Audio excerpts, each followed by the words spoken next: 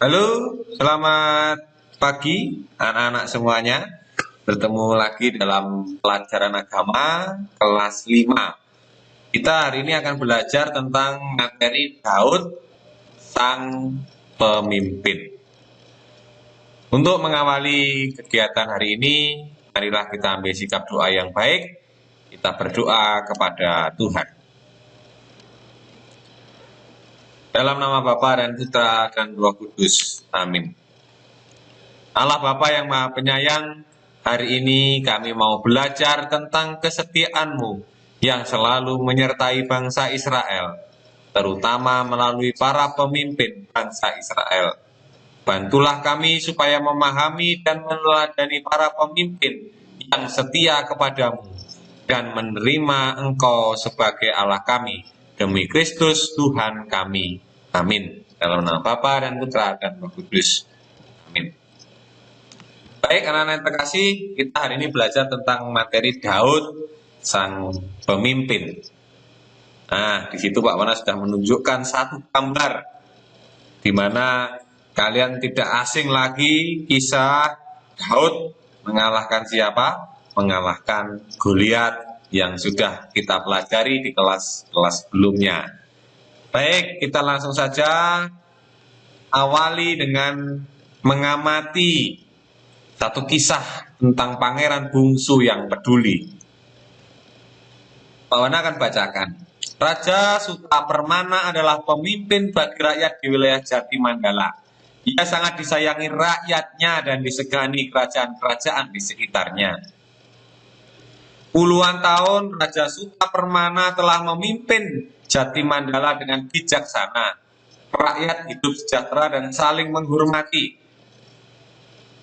Menyadari dirinya sudah tua, Raja Sutapermana memanggil ketiga putranya. Kepada ketiga putranya, Raja Sutapermana menegaskan bahwa mereka memiliki hak yang sama untuk menggantikan dirinya sebagai raja.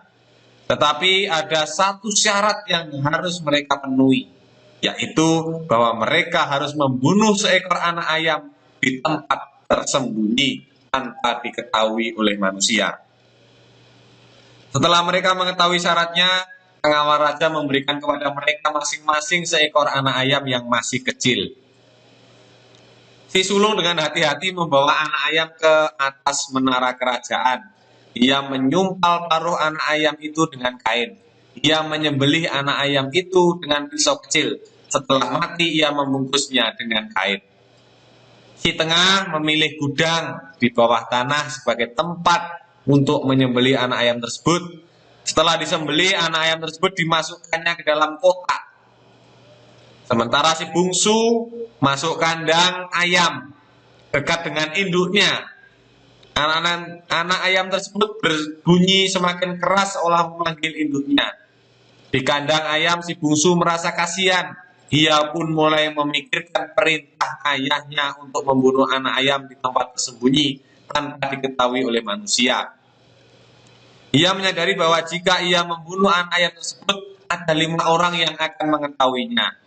Ayahnya, pengawal, kedua kakaknya, dan dirinya sendiri. Ia pun melepaskan anak ayam itu. Anak ayam dan induknya nampak sangat gembira. Ketika mereka kembali menghadap ayahnya, ketika pangeran melaporkan syarat untuk menggantikan ayahnya, si sulung dan si tengah dipuji ayahnya karena telah melakukan perintah ayahnya. Sementara si bungsu diancam hukum gantung karena berani melawan perintah ayah sebagai raja. Tiang gantungan telah tersedia. Rakyat telah berkumpul di alun-alun kerajaan, tetapi si bungsu melangkah tenang menuju tiang gantungan, siap menerima hukuman. Raja pun bertanya, "Hei bungsu, mengapa kamu tidak melaksanakan titah ayah sebagai raja untuk membunuh anak ayam itu?" Si bungsu pun menjawab, "Maaf ayah dan raja, hamba tidak melaksanakan titah ayah sebagai raja karena hamba merasa kasihan terhadap anak ayam yang tidak berdaya dan induknya yang kehilangan anak-anaknya. Selanjutnya, jika hamba membunuh anak ayam tersebut, maka ada banyak orang yang akan mengetahui perbuatan hamba, yaitu hamba, raja, pengawal, kedua kakak, dan kini semua rakyat. Untuk itu hamba siap menerima hukum gantung daripada mengingkari hati nurani dan berbuat tidak adil terhadap anak ayam yang tidak berdaya.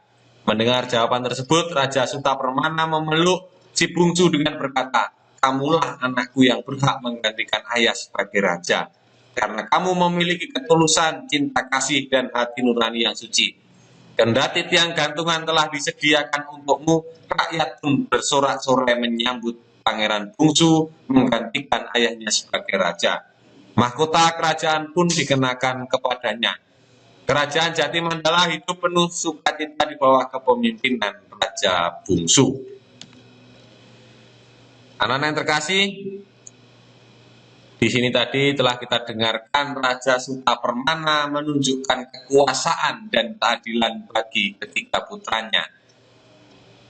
Keadilan ditunjukkan dengan mereka memiliki hak yang sama untuk menggantikan ayahnya sebagai raja. Syarat untuk menggantikan dirinya adalah dengan membunuh anak ayam. Ditujukan untuk melihat sikap yang diperlukan untuk menjadi seorang pemimpin. Tindakan kedua kakaknya menunjukkan bahwa mereka taat kepada perintah. Mereka memenuhi aturan, tetapi mereka melupakan hati nurani. Jadi dari hal ini yang terpenting selain menaati aturan, kita tidak boleh melupakan hati nurani. Si bungsu berani menanggung hukuman gantung karena baginya kebenaran, kepedulian, dan kesucian hati nurani lebih penting daripada perintah dan ketaatan. Nah, anak-anak yang terkasih, kita akan memperdalam dari kitab suci janji Tuhan kepada Daud. Silahkan siapkan kitab sucinya, dibuka, dan kita akan membacanya bersama-sama. Setelah bangsa Israel menetap di tanah Kanaan, Tuhan tetap menyertai bangsa Israel. Bangsa Israel merasa aman dan damai di bawah naungan Tuhan. Allah tetap menyertai umat Israel hingga menjadi suatu kerajaan yang besar. Waktu Raja Saul tidak setia kepada Allah, maka Allah memilih Daud sebagai raja. Raja kedua yang memimpin bangsa Israel. Waktu itu ada seorang nabi, Natan namanya. Kepada Natan Allah berfirman, "Pergilah kepada Daud. Katakanlah kepada hambaku Daud, beginilah firman Tuhan semesta alam. Akulah yang mengambil engkau dari padang ketika menggiring kambing domba untuk menjadi raja atas umatku Israel. Aku telah menyertai engkau di segala tempat dan engkau jalani dan telah melenyapkan segala musuh di depanmu. Aku membuat namamu besar seperti nama orang-orang besar di bumi.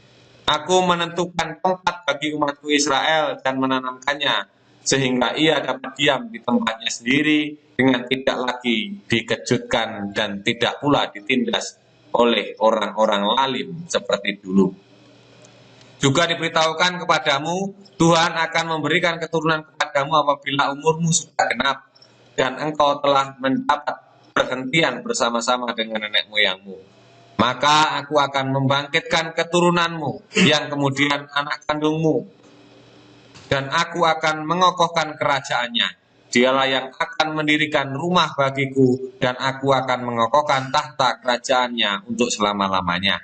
Aku akan menjadi bapaknya, dan ia akan menjadi anakku. Tetapi kasih setiaku tidak akan hilang daripadanya untuk selama-lamanya."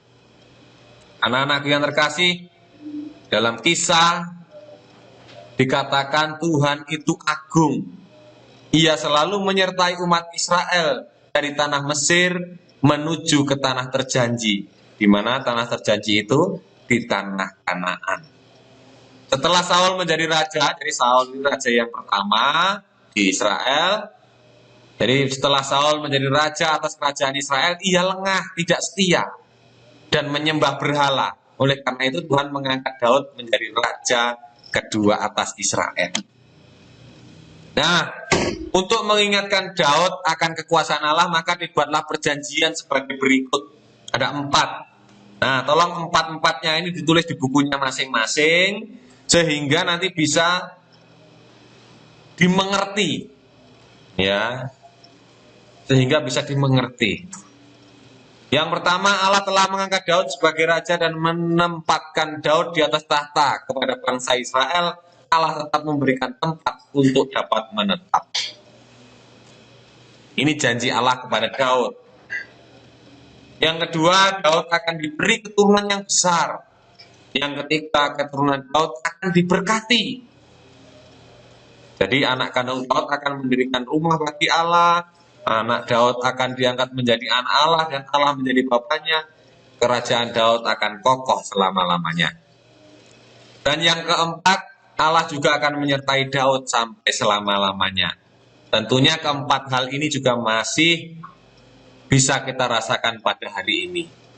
Ya, anak-anak yang terkasih, sebagaimana Raja Daud, jika kita pernah mengalami ada yang pernah menjadi ketua kelas, ada yang pernah menjadi pemimpin atau pengurus di dalam kelas, tentu dituntut untuk memiliki berbagai kelebihan, diantaranya sikap ataupun sifat rendah hati, selalu dekat dengan Allah, tidak boleh menang sendiri, ya, harus bijaksana, adil, mau melayani dan menjadi teladan bagi yang lain.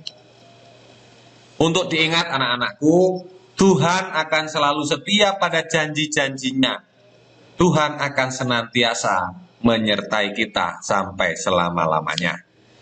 Anak-anakku yang terkasih, demikian pelajaran agama hari ini.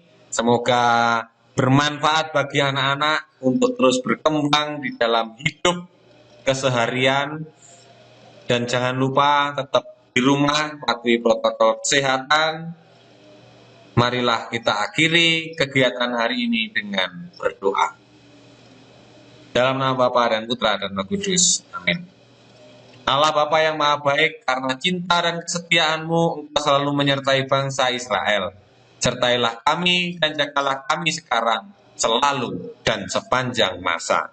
Amin. Dalam nama Bapa dan Putra dan Roh Kudus. Amin. Baik anak-anakku, demikian pelajaran agama hari ini. Sampai jumpa di pelajaran agama berikutnya. Tuhan memberkati.